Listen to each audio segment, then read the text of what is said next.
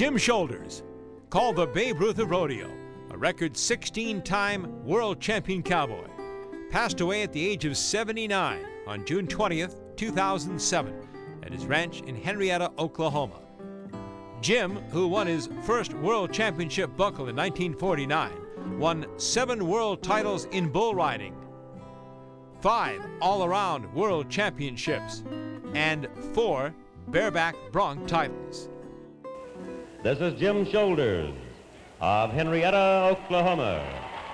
And he says, let's have one look at him.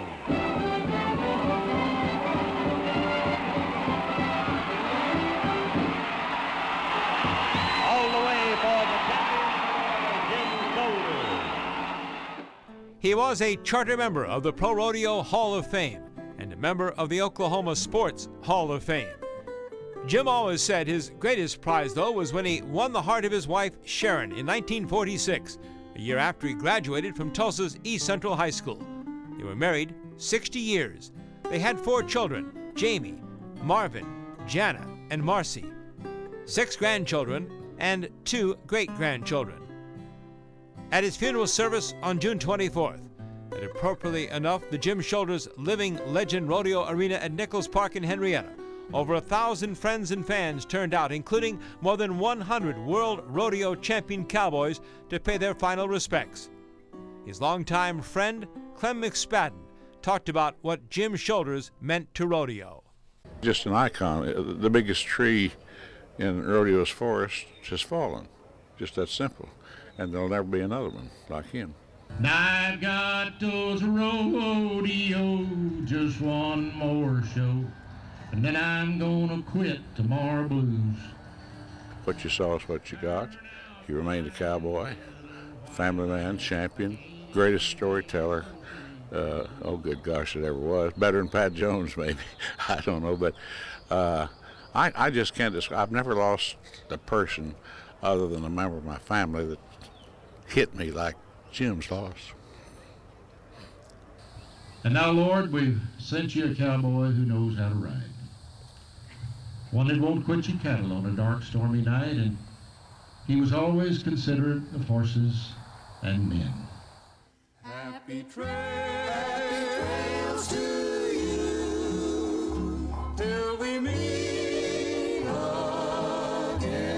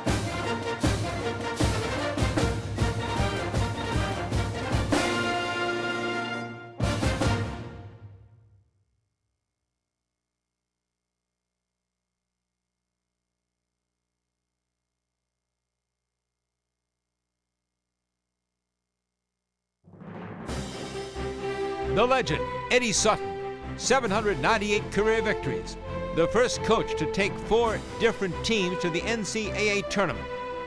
At his alma mater, Oklahoma State, the former Cowboy player came back home in 1990 and was introduced by his coach and mentor, Mr. Henry Iba. This is a great day for me and for Oklahoma State, and I'm so happy they're home and back home where they belong. You know, from the time that I first decided that I wanted to coach, and that was right here at Oklahoma State, I've always had a dream that one day I might come back to my alma mater.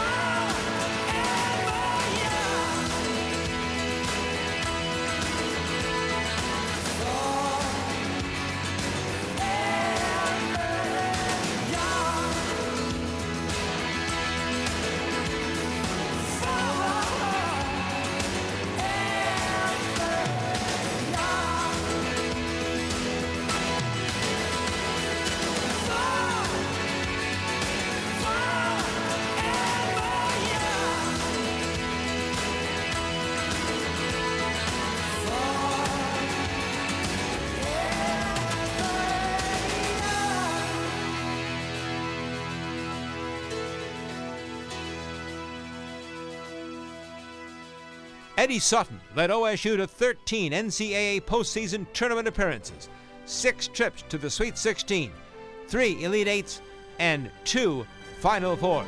Eddie Sutton, OSU basketball.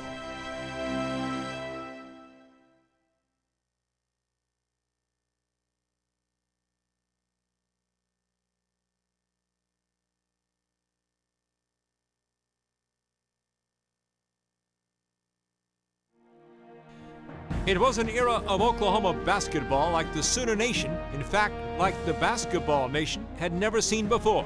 It was Billy Ball. The native Tulsan, Billy Tubbs, a 3-year basketball letter winner at Tulsa Central High School, came to OU for the 1980-81 season. He took over a program that had only 2 20-win seasons since 1907 and had only made 6 postseason appearances in the school's history.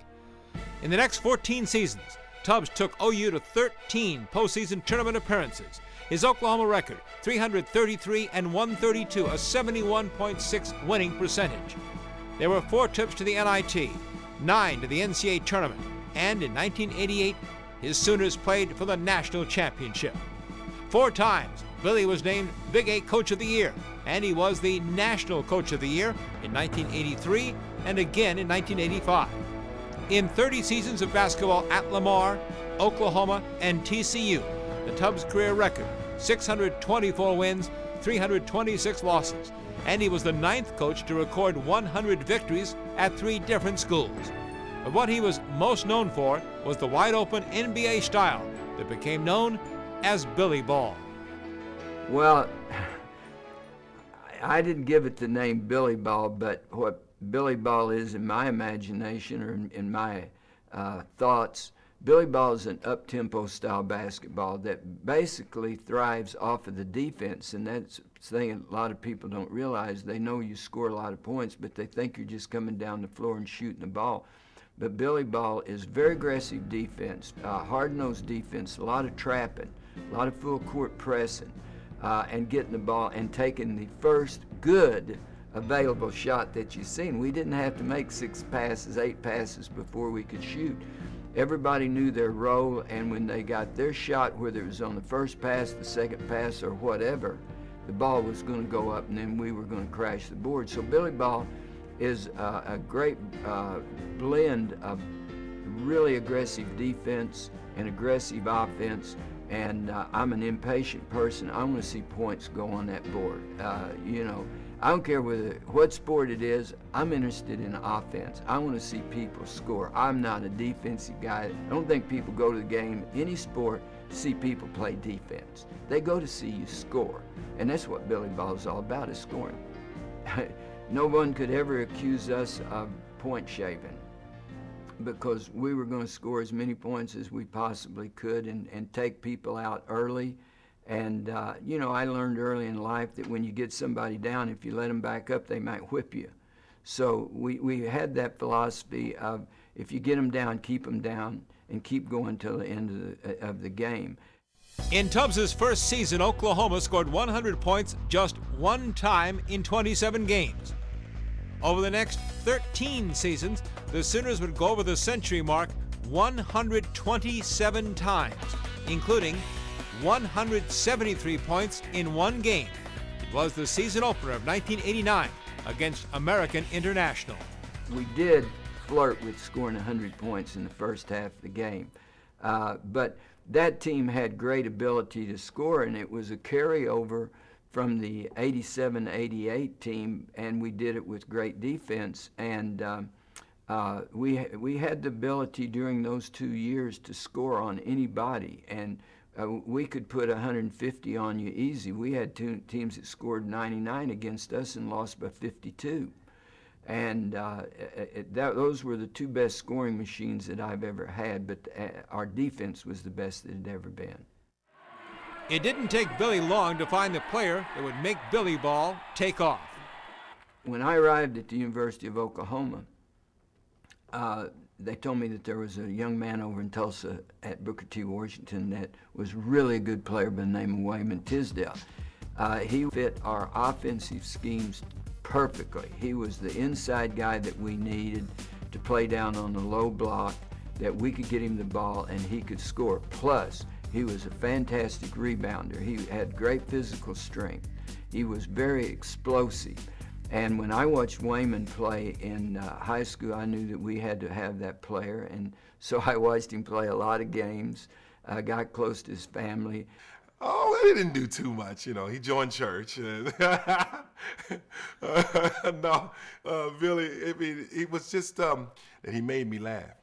And when he recruited me, I was recruited by over 200 or 300 schools. Well, I don't know. We lost count. But what the funniest thing was, Billy Tubbs came in and started cracking jokes and really got really comfortable with the family. Out of all the choices I had, it was Oklahoma.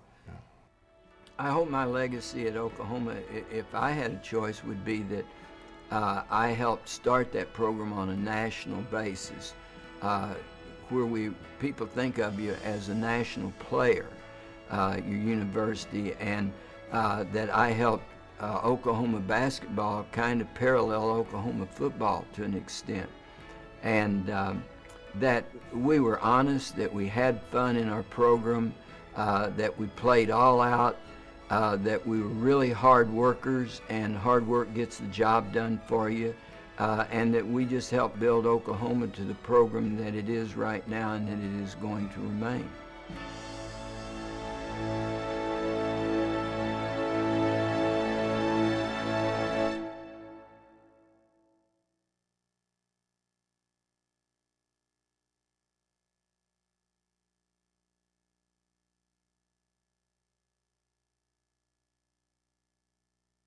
Requested that regardless of how terrible the officiating is, do not throw stuff. That's unbelievable! He never passes up an opportunity.